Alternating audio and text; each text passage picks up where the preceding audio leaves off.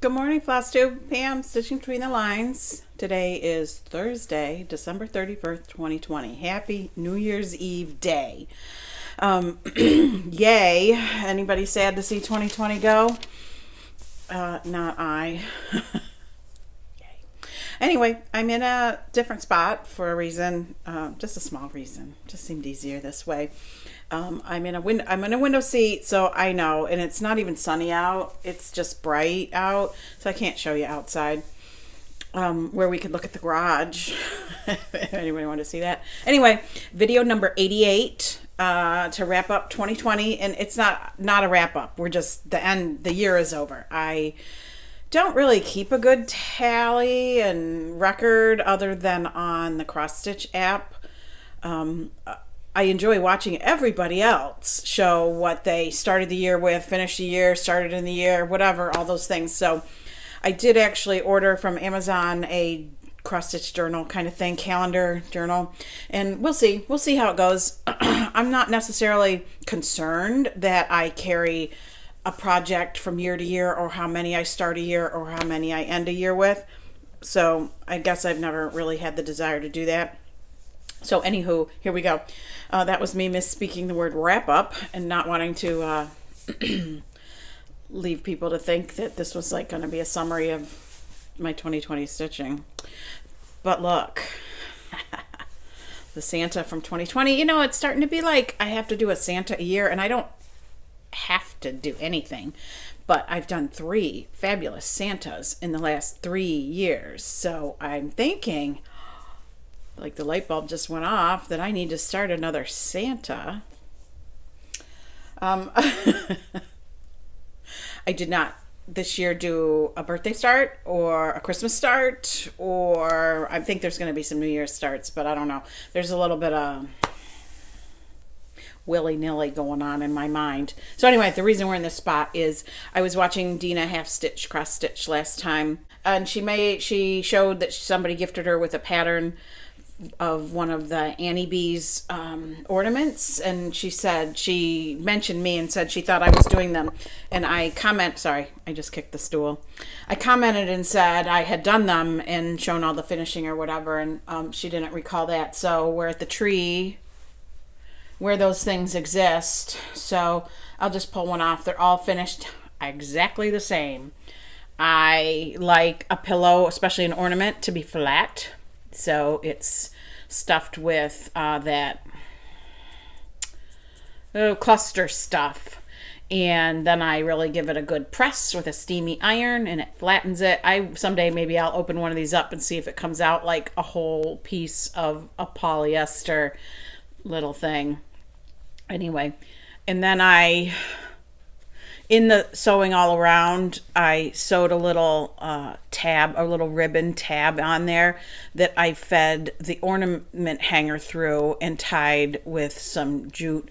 And then I had sewn into the corner through all the layers the buttons that came with each pattern. So that's how I finished it. I did it on the red dot, the petty, I don't know what it's called, but I don't necessarily endorse doing that because every now and then an ornament looks a little odd with those red dots all over it. So on this tree also, in case we missed it, a couple years ago I did all of the farmhouse Christmas, right? Isn't that what that was? It's a flocked tree. Honest to God, if you don't have a flocked tree, don't get one. I'm picking up flocking nonstop. I did all the farmhouse ornaments and then Lynette's quilt block ornaments and finished those all the same with the same stuffing flattened. Oh, look, the cat just found me. Come on. And did the beaded edge ornament, which is my absolute favorite. I learned this. I'm moving over because the cat's coming up. I learned this method of finishing from Stacy. I'd have to look and try to link it below.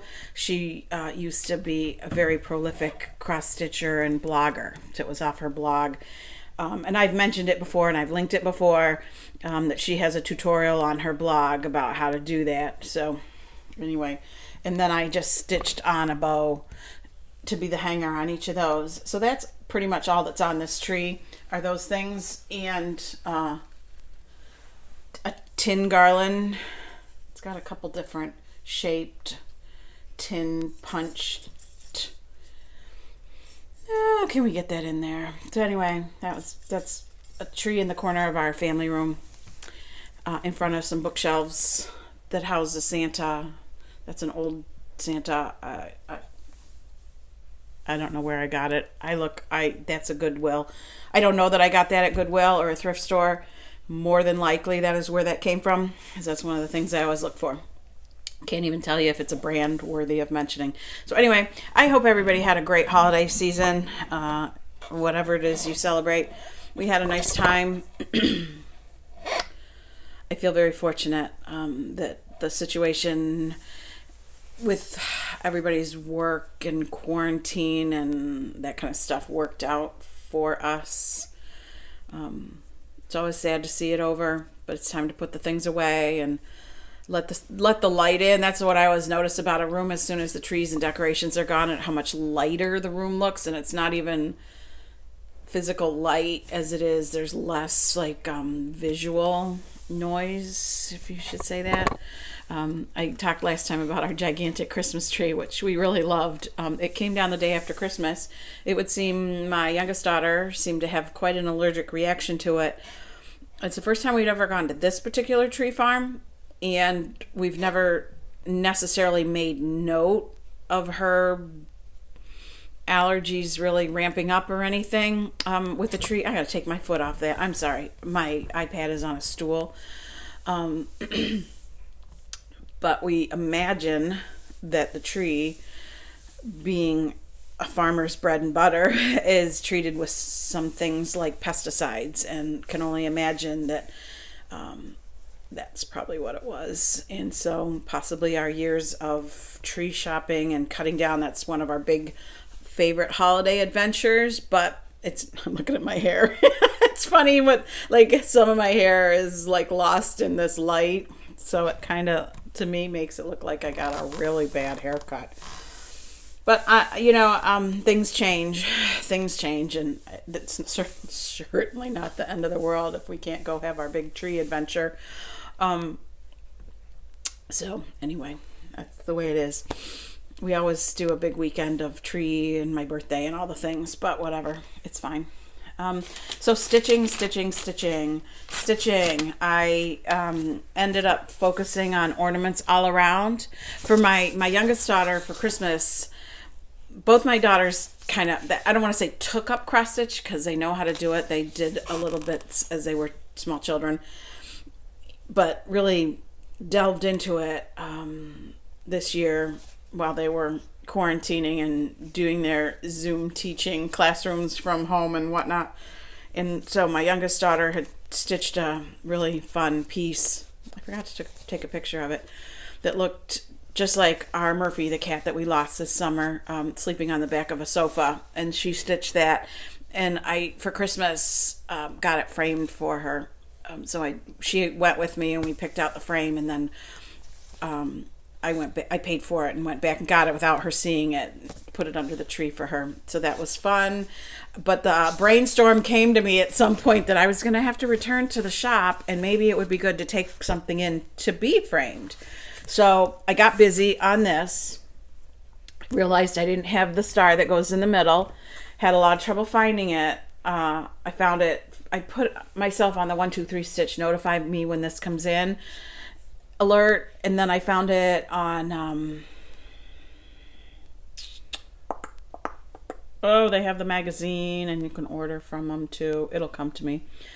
They had it, so I found myself some things I needed to buy from their website, which still haven't arrived. So I got to slack off a little bit when I realized there was no way I was going to get the stitching and the beading done in time to go take it to be framed when her piece was done. So anyway, I really buckled down and got this baby stitched. I only have one ornament left. Goes in this section right here. It's another one of these. So I know the light is shining through a little bit. I believe I'm holding it upside down, but it's ornaments all around, so they go all the way around. With the exception of this ornament, which got missed somehow. I have all the Kryneck in, and it's to the beading portion. So by the end of the year, which is midnight tonight, unless something happens, I will have this last ornament done. So the stitching will be done. I can't count it as a done for 2020, but I really thought I would get one finish before 2020 wrapped up, and that would have been the Shannon Christine ornaments, but the December free one has yet to be posted. So I'm pretty sure even if that was posted today, I won't be able to bang that one out today. I have to yell at the cat. Sorry. Cooper. Cooper. Stop that. Sorry. Maybe I edited that out. I don't know. So there probably won't be a one last finish for 2020, but I tried. There's been a little bit of stitching on Lizzie Kate's Tingles. They come a pattern of 2, so there's 6 of them for the whole year, 2 per card, and I'm doing the whole grouping kind of roughly, sort of trying to do like 1 a month. Oh, daylight, let me tell you. Still, this is my favorite, the row of little trick-or-treaters, but this is what I stitched. His eyes are buttons, so I haven't done that yet. And I careful, read the directions to figure out where to start this, and counted and did things, and still started it like over this way too far.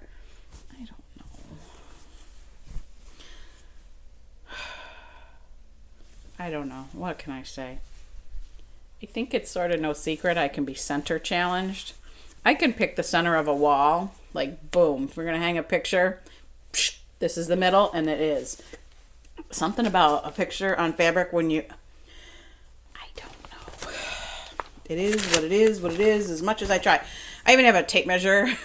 And not that this is helping in this situation, but I have a tape measure that it starts in the middle at 0, and then out each side goes 1, 2, 3, 4, 5 like that. So you figure out so that the width of each side is the same number, and then wherever 0 is, that's the center.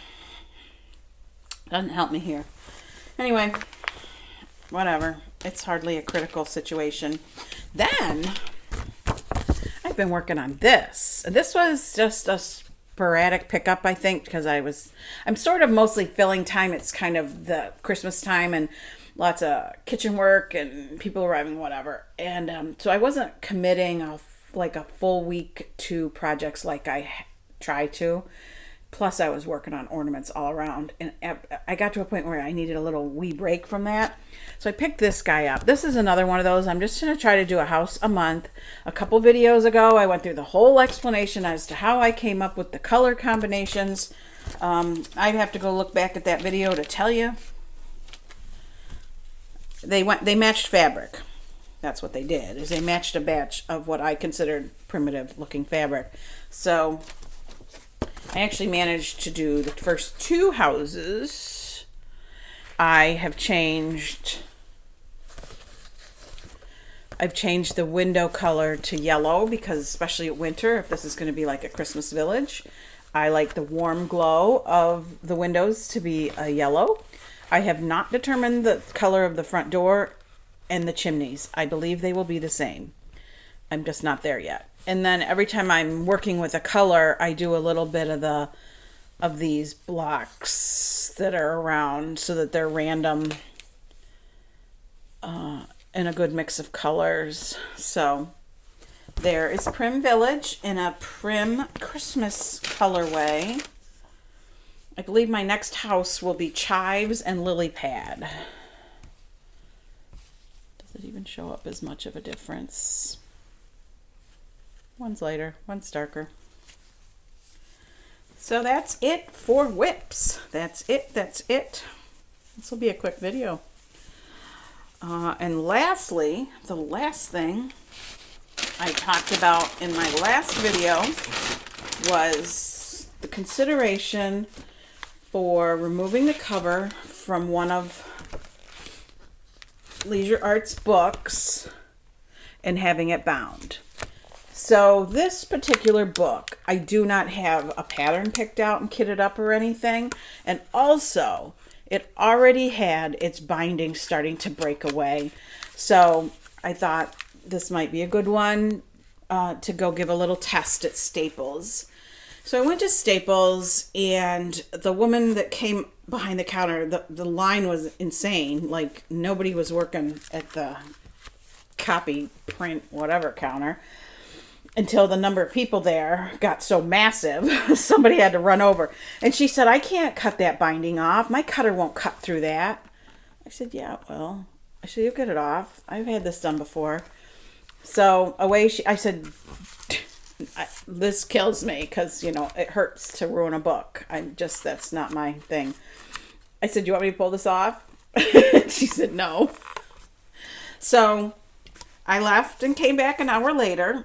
And they had, and the other thing, and this was Annette from Annette's Acre told me that she has this done with her books as well, and that she has them take a photo of the front. You could have it, and mine is of the back as well, because they're not going to be able to puncture with their binding machine this hard cardboard. So that I get. That's not going to happen.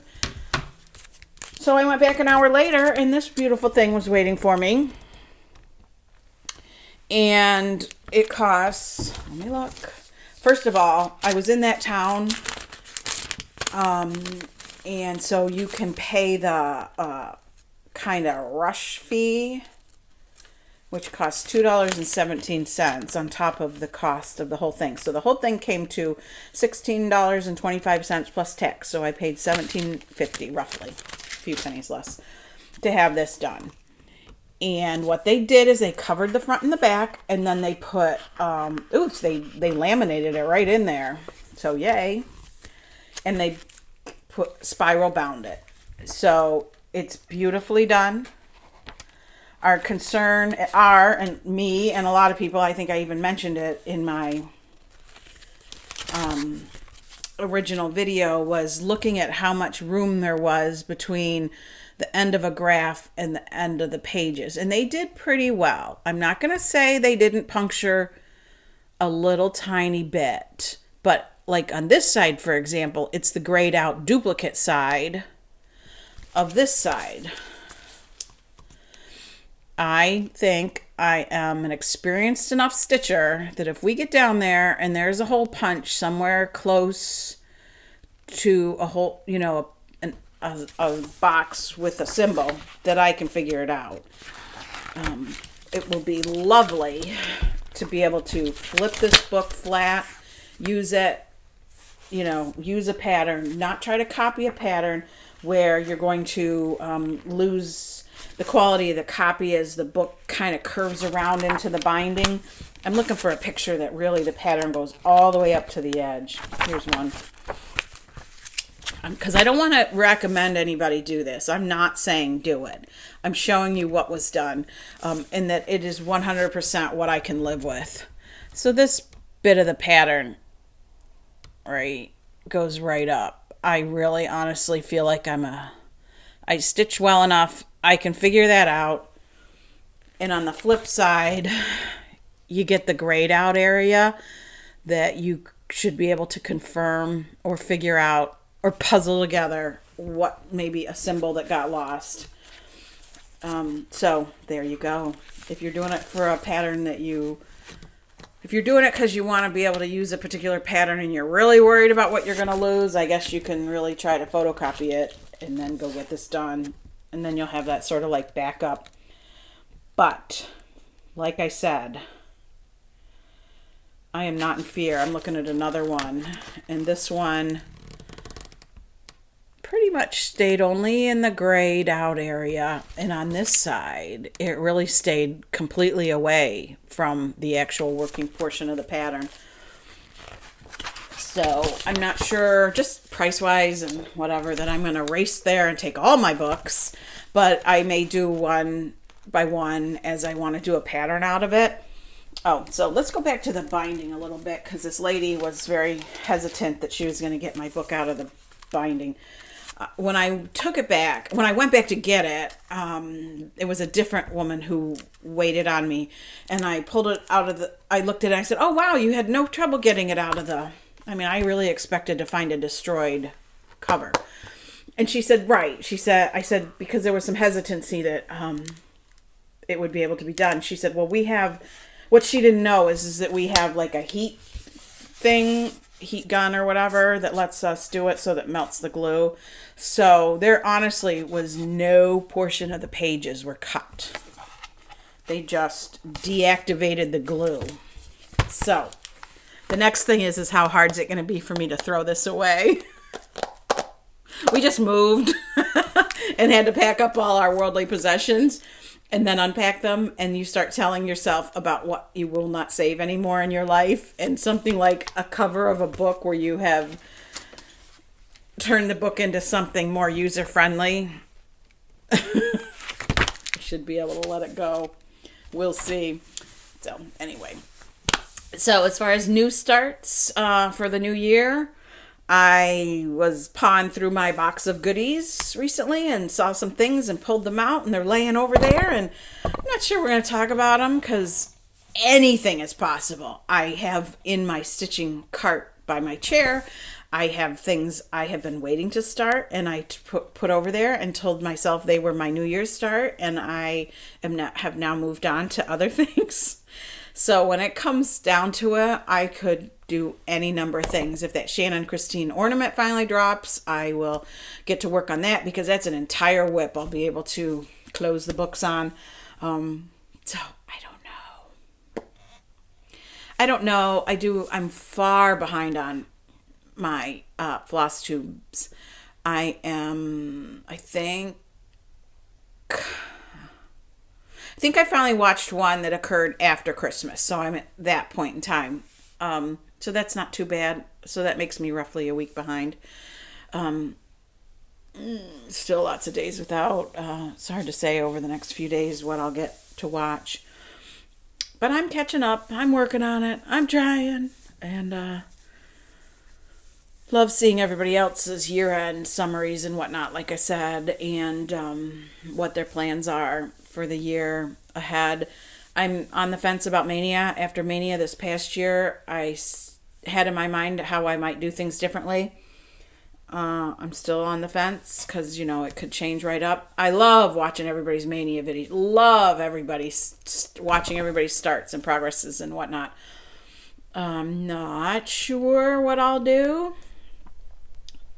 I think possibly what I don't necessarily enjoy is starting something that I can only work on for a day. But I don't know if I want to start lots of things, like let's say 10 things and work on it for 3 days. I don't know. Things can change. There's a lot that's going to happen over the next several months. So lots of things could change, but I love watching everybody else do all the things. And I've heard people talk about starting one thing every month. I kind of gave that consideration, and I wasn't really sure about that. Maybe I don't like to follow the herd outside of Mania that I got on board with. So I don't really know. I don't know. One thing I do know is that like my style of working on one thing till it's done, or one thing with a couple backup things that I maybe take a break, makes the craving for starts just insane. So I don't want that.